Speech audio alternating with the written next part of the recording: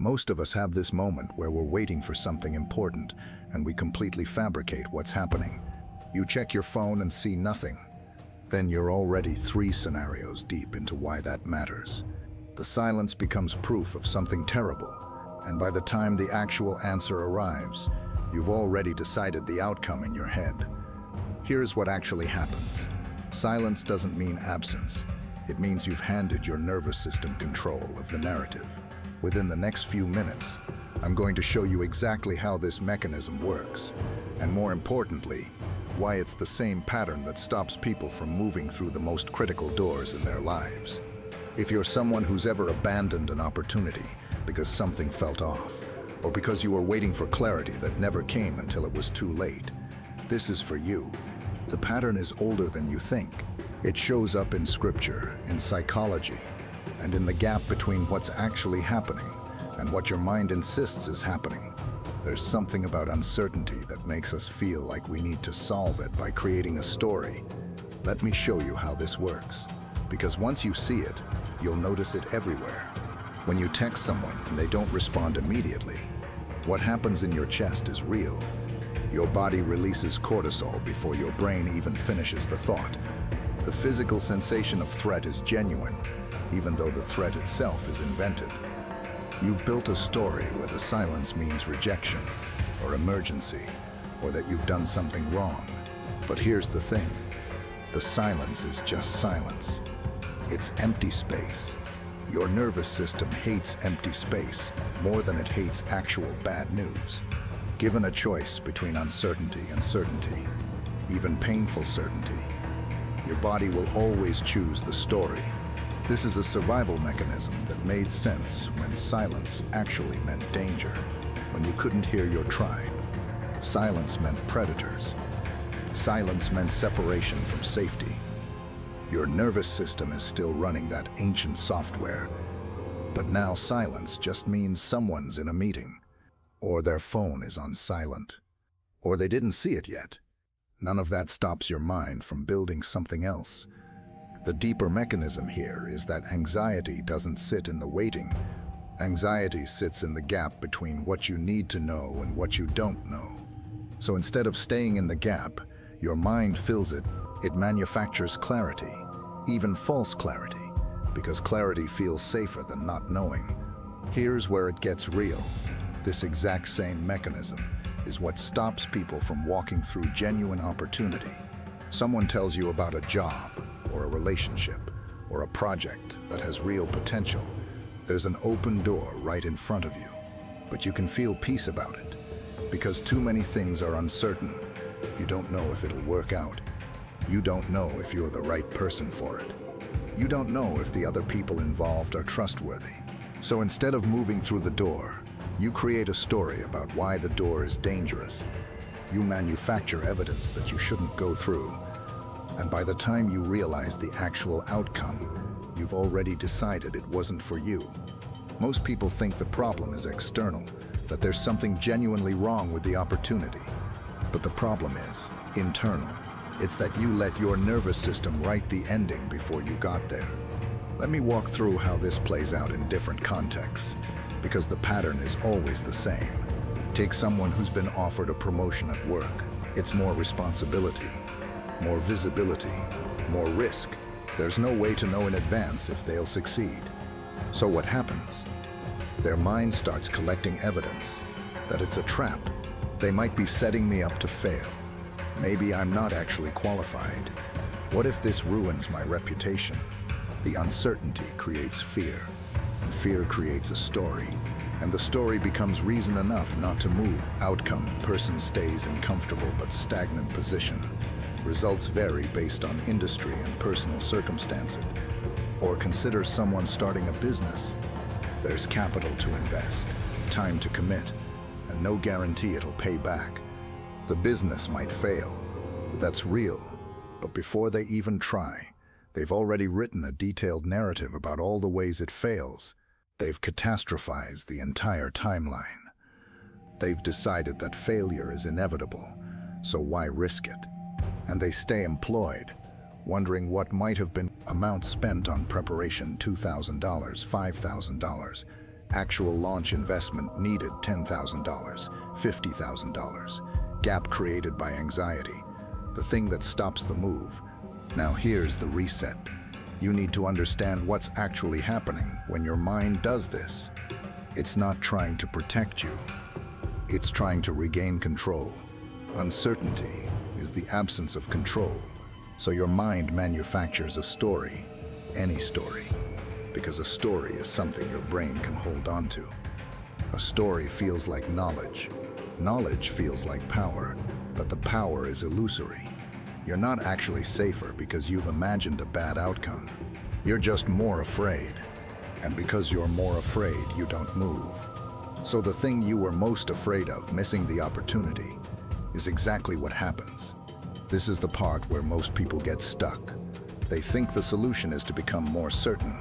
They think if they just gather enough information, do more research, talk to more people, they'll finally reach a point where it feels safe to move. But that's not how it works. There is no amount of information that erases uncertainty about a future event. The future doesn't exist yet. No data can make it certain. So you can spend months preparing, researching, planning, and your nervous system will still find reasons to hesitate. The uncertainty never goes away. You just get more tired. This feels counterintuitive, but here's what actually shifts the pattern, moving through the door before you feel ready. Not recklessly, not without thought, but with the clear understanding that you will never feel completely certain. And certainty is not the requirement. The requirement is that the opportunity is real, and that you're willing to learn as you go. When you accept that learning is part of moving, the whole dynamic changes. You're no longer waiting for certainty that will never come. You're moving into growth that's actually available. Let me give you another angle on this, because the pattern shows up everywhere once you start looking. Consider someone in a relationship who's been offered a chance to deepen commitment. Maybe a proposal, maybe blending households, maybe something else that represents a real leap. The relationship is good, it's solid, but it's not perfect. There are things they're not sure about. So what does their mind do? It collects every piece of evidence that this might not be the right move. What if I'm settling? What if someone better is coming? What if they're hiding something I haven't discovered yet?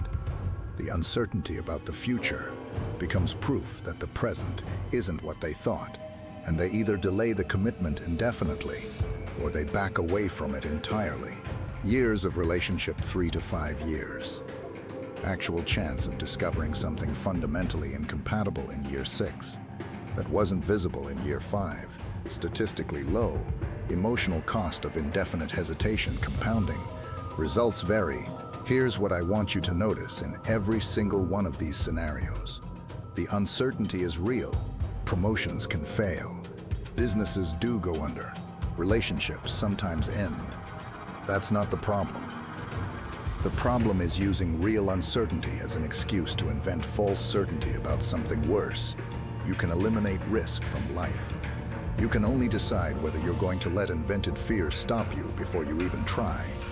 Now here's the twist. Your nervous system is not your enemy. It's trying to do its job, which is to keep you safe. But safe and alive are not the same as fulfilled and purposeful. Safe is staying in the known. Even if the known is mediocre, fulfilled requires you to move into the unknown, which your nervous system will always perceive as dangerous. This is where most people get stuck in a permanent waiting room. They're waiting for their nervous system to give them permission. They're waiting for that feeling of rightness to arrive, but permission doesn't work like that. The feeling of rightness doesn't arrive before you move. It arrives after you move. You don't feel safe in the new job until you've been there a few weeks.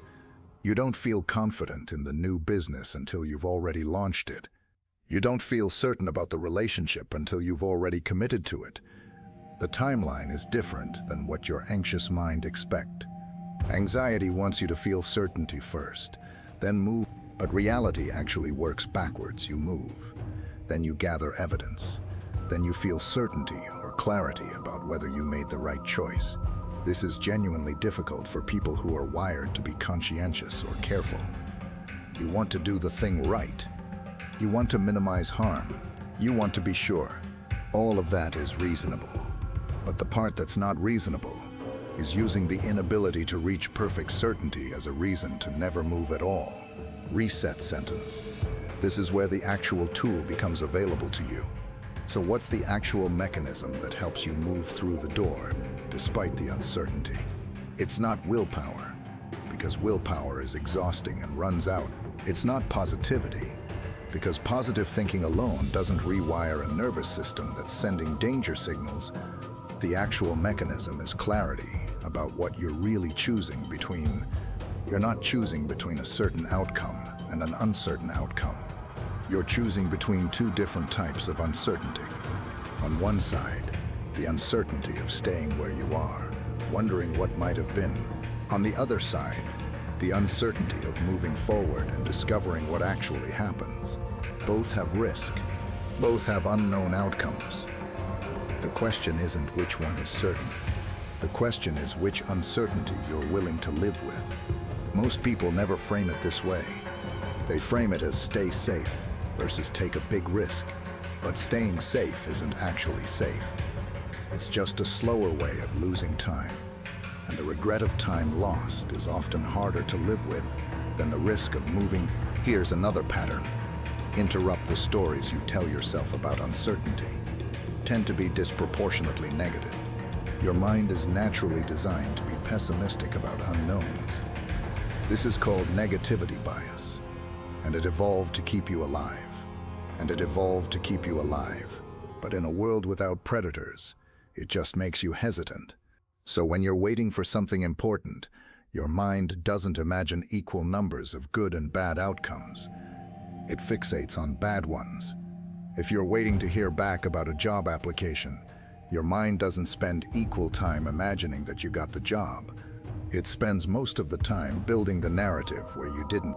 If you're waiting for test results, your mind doesn't equally distribute the scenarios between good news and bad news.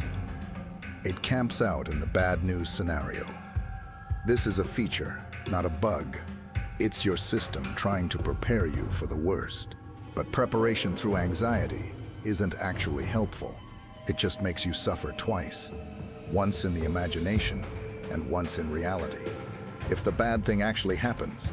So here's a more useful approach when you notice yourself building a catastrophe story. Acknowledge it without believing it. Say to yourself, I'm building a story that hasn't happened yet. Notice the gap between what's actually true. You don't know what the outcome is, and what you're insisting must be true, that the bad thing will definitely happen. That gap is your actual power. In that gap, you can choose to stay present instead of disappearing into fear. You can stay present with the actual door that's in front of you, rather than being pulled into the imagined consequences. Most people never do this work because it feels like ignoring reality. But actually, you're doing the opposite. You're paying attention to reality, what is actually true right now. What's actually true is that you have an opportunity. What's actually true is that you don't know how it ends. What's not actually true is any of the specific catastrophe story you've invented. So the choice becomes, am I going to be guided by my actual circumstances or by my invented narrative about circumstances? If you're going to move through the door, it has to be based on your actual assessment of the opportunity, not on the absence of anxiety signals. Because here's the thing, the anxiety signals won't disappear. You can do all the right preparation, and your nervous system will still send danger signals, because that's what nervous systems do with unknowns. So you have to move forward, despite the signals, not when the signals finally quieted down. Let me show you how this looks in practical terms. Someone decides to leave their job and start something new. The anxiety shows up. Money fears, identity fears, competence fears, all real feeling, but they're not evidence against the decision. They're just evidence that the nervous system is doing its job.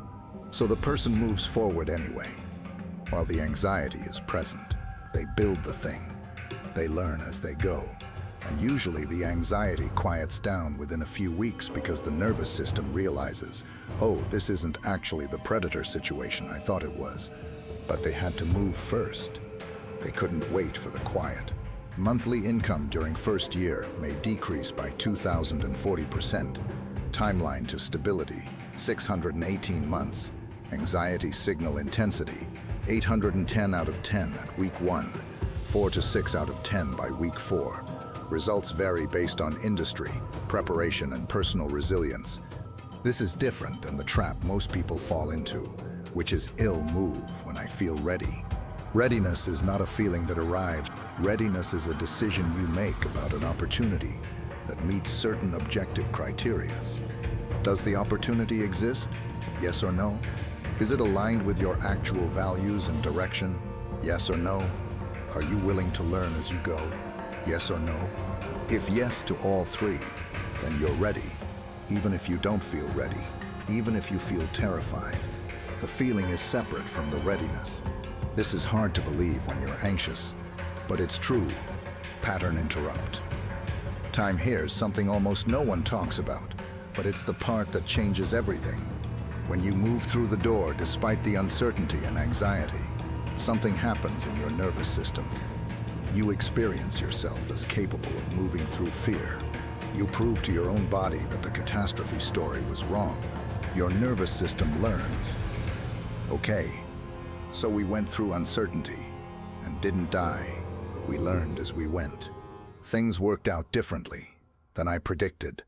I can trust myself to handle unknowns. This is how you actually rewire anxiety. Not by avoiding uncertainty, not by gathering perfect information, but by repeatedly demonstrating to your own system that you can move into uncertainty and come out the other side. Each time you do this, the next uncertainty becomes slightly less terrifying. Each time you move through a door, despite not feeling ready, you build evidence in your own nervous system that readiness is not actually required, only willingness. And willingness is infinitely easier to access than readiness. You can be willing right now.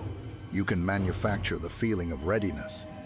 So the practical implication is willingness is the actual currency of movement, not confidence, not certainty, not even hope, just willingness to discover what happens. Now let's talk about what happens when you actually move through the door and discover that the catastrophe narrative was wrong, which it usually is. The job works out differently than you feared. The relationship deepens instead of collapsing. The business gains traction that you didn't expect. What you discover is that reality is almost always less catastrophic than the anxiety narrative. Sometimes it's better than you imagined. Sometimes it's harder, but more meaningful. Rarely is it as bad as the story you told yourself while waiting. So when you look back, you realize, I spent months being afraid of something that never actually happened. I missed the present moment by being absent in anxiety, and I manufactured evidence against something that turned out fine. That's a significant realization. And once you've done this a few times, you start to notice the pattern in real time. You notice the gap between what's actually happening and what you're insisting is happening, and you can make a different choice right there. You can say, this is the anxiety story. This is the actual situation. I'm going to move based on the actual situation, not the story. Let me reset here. The pattern shows up in small decisions too, not just big life-altering ones. You want to try a new approach at work, but worry about looking foolish. The anxiety narrative says if you try this, people will judge you and your reputation will be damaged. But the actual situation is, you have an idea that might improve something. The gap between the two narratives is huge. And in that gap, you can choose. You can stay silent to avoid the invented judgment, or you can speak up based on the actual merit of the idea. Most people never notice the gap. They just follow the anxiety signal and stay silent. Percentage of good ideas that never get voiced due to social anxiety, 40 to 60% in average office environments. Cost to organization of silenced ideas unmeasurable, but significant. Cost to individual of silenced voice compounding over career. Results vary. Or consider someone who wants to join a community or group, but has a story about why they don't belong. The anxiety narrative says you're different. People won't accept you. You'll be rejected if you try. But the actual situation is, there's a door, and it's open, and people are on the other side, who might have things in common with you. The story is stopping the movement before it even starts. This is the invisible cost of anxiety narratives. They don't just make you feel bad, they actively prevent you from accessing your own life. Here's one more mini-calc, because I want the math to be clear. Consider someone who delays a big decision for a year due to anxiety and uncertainty. During that year, they've made zero actual progress toward the opportunity. Cost of delay, 12 months. Progress made during delay, 0. Uncertainty reduced during delay, 0. Anxiety level at end of 12 months, usually higher due to regret. Emotional cost of having known they wanted this for a year without moving significant. Results vary, whereas if they had moved through the door 3 months in with the same anxiety and uncertainty, they would have had 9 months of actual learning and adjustment. The anxiety would have been present either way, but one version of events leaves you stuck, and the other leaves you transform. Here's where it gets real. Nobody actually wants to live this way, but most people do, because the alternative, moving despite fear, requires you to tolerate discomfort. And we've been trained to believe that discomfort is a sign we should stop. We've been trained to believe that the right move always feels comfortable. But that's not how growth works. Growth is inherently uncomfortable. You're asking your nervous system to do something new, which means you're asking it to be afraid. There's no way around that. The only question is, are you willing to be afraid and move anyway? Or are you going to wait for the fear to disappear, which it won't? Most people choose the second option.